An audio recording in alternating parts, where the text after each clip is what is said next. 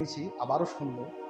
তবে শেষকালে একটি কথা বলি, এসব শুনে যদি আমাদের কোনো বোধোদয় না হয়, শয়তানের আলোচনা শুনে যদি আমরা শয়তানের কাছ থেকে না বাঁচতে পারি, নিরন্তর আউযু বিল্লাহি মিনাশ শাইতানির রাজিম পাঠ করে আমরা যদি শয়তানের বন্ধুত্ব থেকে না নিজেকে ছাড়াতে পারি, শয়তানের রেখে যাওয়া কাজগুলিকেই যদি আমরা জীবনের কাজ বলে মনে করি, শেষ দিন আখিরাতে কিয়ামতের মাঠে কোটি কোটি কোটি কোটি মানুষের সেই সমবেত সভাতে একটি ঘটনা ঘটবে, সেইটি বলে আজকে আলোচনা শেষ করব।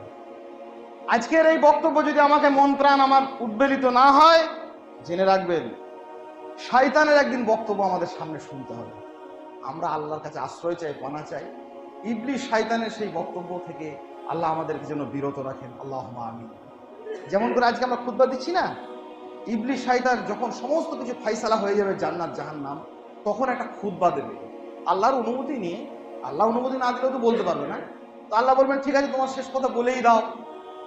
কেউ কেউ বলেছেন যে জাহান্নামের আগুনের একটা সিঁড়িকে নিয়ে এসে এরকম করে উঁচু করে ইবলিস শয়তান তার উপর দাঁড়াবে, দাঁড়িয়ে একটা বক্তব্য রাখবে। সেই বক্তব্যটা আল্লাহ কোরআনে আমাদের জন্য তুলে রেখেছেন যাতে করে আমরা শিক্ষা নিই। সংক্ষিপ্ত বক্তব্য, মাত্র কয়েকটি কথা, কিন্তু ওর যা বলার সবকিছুই তাতে বলা হয়ে গেছে। ভালো বক্তা, কিন্তু কি বলছে ইবলিস শয়তান, কি বলবে শোনেন। যাদের জন্য জাহান্নাম ওয়াজিব হয়ে গেছে, অপরিহার্য হয়ে গেছে, সেই সমস্ত লক্ষ লক্ষ, একটা দুটো তো লোক নয়, কোটি কোটি কোটি কোটি ফেরাউন, হামান, কারুন, নমরুদ, ওই উবাই বিন সলুল, হামজা, উদবা, সাইবা, আবুল আহাব, সব কোটি কোটি মানুষের সেই সমবেত জনতার সামনে ইবলিস শয়তান যখন তারা কোথাও আর আশ্রয় পাচ্ছে না, সব জায়গা থেকে ফেরত আসছে, তখন গিয়ে তারা শয়তানের কাছে গিয়ে রুজু করবে যে আপনার কথা শুনেই তো আমাদের এই পরিণতি। আপনিই তো বলেছিলেন হারাম খেতে হারাম খেয়েছি, সুদ খেতে সুদ খেয়েছি, মাফিয়াদের সঙ্গে বন্ধু করতে বন্ধু করেছি, কোরআন হাদিস আলেমরা বলতো আমরা শুনিনি, যা করেছি আমরা কথা শুনে করেছি, তো এখন যে আমাদের উপরে জাহান্নাম ওয়াজিব হয়ে গেল, তো কিছু করুন। ইবলিস শয়তান বলে কি করবো, ও তো নিজেই যাবে, তখন কি করবে? তখন আল্লাহর অনুমতি নিয়ে ও একটা ভাষণ দেবে। পবিত্র কোরআন সূরা ইব্রাহিম সেই ভাষণটিকে আল্লাহ উল্লেখ করেছেন। ইবলিস শয়তান বলবে, ক্বালা শাইতান লাম্মা কুদিয়া আল-আমর, সমস্ত হিসেব নিকেশ হয়ে যাওয়ার পর শয়তান সেদিন বলবে, কি সাংঘাতিক বক্তব্য, ইন্নাল্লাহা ওয়া'দাকুম ওয়া'দাল হক, হে সমবেত সম্মিলিত জনতা শোনো, নিশ্চয়ই আল্লাহ তোমাদের প্রতি যে ওয়াদা করেছিলেন সেই ওয়াদাটাই ছিল সত্য। কি ওয়াদা করেছেন আল্লাহ? যে যদি আমাকে মেনে চলো, যদি আমার রাসূলকে ইত্তেবা ইতাআত করো, যদি আমার আনুগত্য ইবাদত করো, তাহলে তোমরা জান্নাতে যাবে, শয়তানের বন্ধুত্ব করো না, হারাম খেও না, এইসব। ইবলিস শয়তান বলবে, ইন্নাল্লাহা ওয়া'দাকুম ওয়া'দাল হক, আল্লাহ তোমাদের প্রতি যে ওয়াদা করেছিলেন ওই ওয়াদাটাই সত্য। ওয়া ওয়া'আদতুকুম, আর আমিও তোমাদেরকে ওয়াদা করেছিলাম, আমিও তোমাদেরকে প্রতিশ্রুতি দিয়েছিলাম, ফাখলাফতুকুম, আমার ওয়াদা আমি ভঙ্গ করলাম, আমার ওয়াদা আমি খিলাফ করলাম। ওয়ামা কানা আলাইকুম মিন সুলতানিন ইল্লা দাওতুকুম,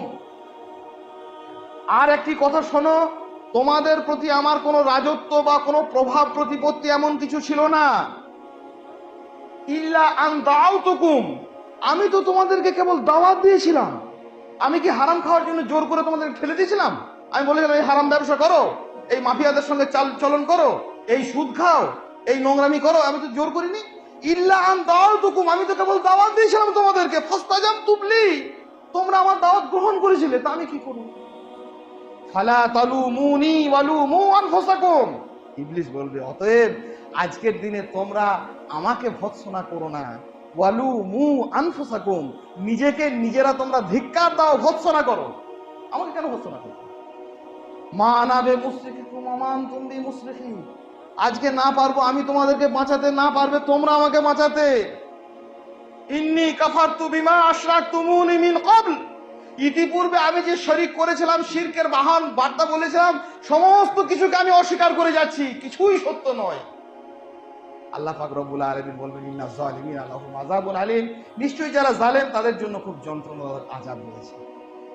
কে বক্তব্য দেবে? ইবলিস শয়তান। শুনবো? কখনোই না।